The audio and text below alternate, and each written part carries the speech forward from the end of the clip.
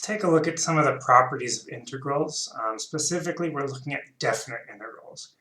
If you recall, we've got two types: indefinite, that give you a function, and definite, which gives you a specific value where you've defined an upper and lower bound that you're running between. And we can look at some of kind of these algebraic properties and think about what we know about algebra, what we know about math, and apply it to integrals here. So most of these, like I said, are just the result of trying to apply algebraic properties or concepts that we already know. So this first one, the integral from a to a of f of x dx.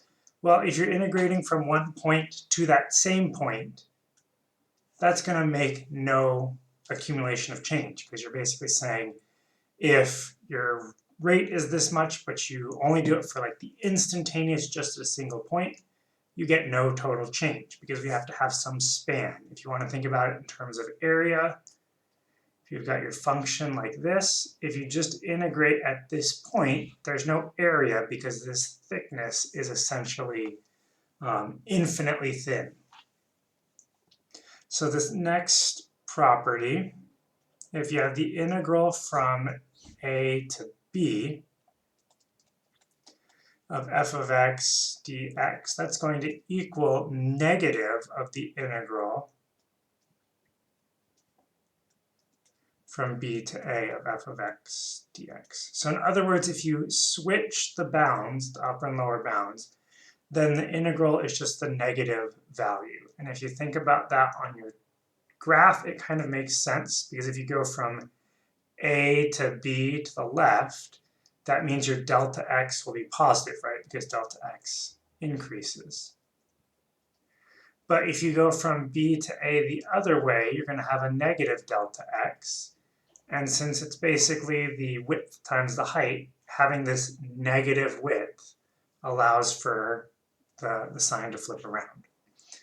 The other way to think about it, if you were doing this with respect to time, then flipping those around, right? If b was a time and a was a time, flipping them around, you're going to go backwards in time, and you'd expect it to undo whatever accumulation or change had happened. The next property that we have here is that the integral from a to b of the function f of x plus or minus g of x dx, that's going to equal the integral from a to b of f of x dx plus or minus the integral from a to b of g of x dx. So in other words, just like derivatives, you can split up an integral into two pieces if they're added or subtracted. You can just break that up like that. Similarly, like with a derivative, if you have some c, where c is a constant, times f of x, you can pull that constant out if you want.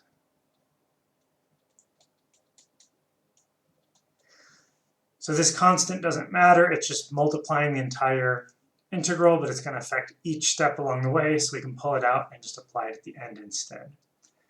The last property is the most interesting, I think, and that's you can take an integral and you can break it into two integrals. One that starts at the lower bound, a, and goes to some point c, f of x. And you can add a second integral that looks almost the same but starts at c and then goes to b of the same f of x dx. And this will always, like these two are equal, as long as the lower bound is the lower bound of one of your functions, or of one of your integrals, and the upper bound is the upper bound of the other integral, and the other bounds are the same. And the way to think about this, the easy case is just imagine splitting your integral in half, right? So this is from a to c, and then from c to b. That's nice and easy to make sense of. It just says we can split things up. But your c could also be somewhere off the curve. So we could go from a all the way to C here, and then from C back to B, and you'll notice that that would then subtract off this area here. So it works no matter where C is, if it's between A and B, if it's on either side, it doesn't matter there. So I believe that will wrap us up, and next video we'll talk about average value here.